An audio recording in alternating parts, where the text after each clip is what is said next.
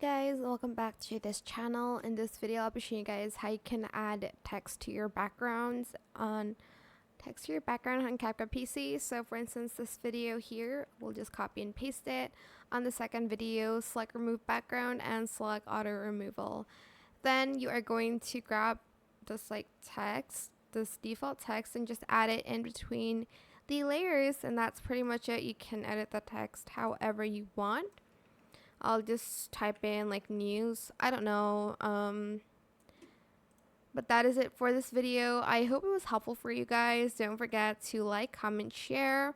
Also subscribe to this channel if you haven't done that already. If you have any more questions about this video, just leave it in the comment section down below. I'll try my best to answer them all for you guys. And if you found this video helpful, please click the thanks button as well. That is it for this video. Thank you so much for watching. Bye!